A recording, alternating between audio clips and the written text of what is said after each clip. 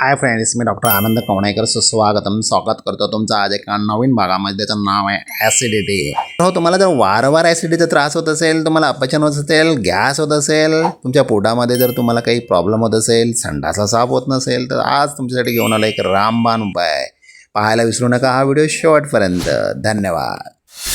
Hi friends, मी doctor आनंद कवणेकर स्वागत करतो तुमचं आज एका नवीन भागामध्ये. त्याचं नाव आहे ॲसिडिटी. बरेच लोक ॲसिडिटी, आम्लपित्त, छातीमध्ये जळजळ होणं, पोट गच्च फुगणं, गॅसेसचा त्रास होणं हे तक्रारी घेऊन आमच्याकडे येतात. सोपा आणि साधा सुटसुटीत उपाय काय आहे की जर तुम्हाला वारंवार ॲसिडिटीचा त्रास होत असेल तर हे समजून जा की तुमच्या शरीरामधील हायड्रोक्लोरिक ॲसिडचं सिक्रेशन जास्त प्रमाणात होतं आहे. आता हायड्रोक्लोरिक ॲसिड कुठून येते तर तुमच्या जठरामधून येते, स्टमकमधून येते. ती कारणं बरीच आहेत, पण सगळ्यात महत्त्वाचं कारण म्हणजे स्ट्रेस.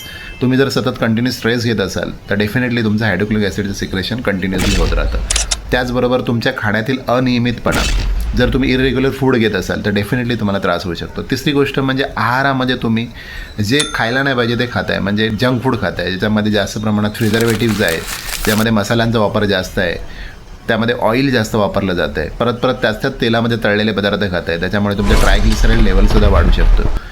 तर ह्या गोष्टी खाणं तुम्ही टाळलं पाहिजे. त्याचबरोबर खाण्याच्या वेळा तुमच्या फिक्स केल्या पाहिजेत. आणि आहारामध्ये आता काय घ्यायचं आहे तर तुम्हाला एक सोपं सांगतो की दररोज जेवणामध्ये सलाड घ्या.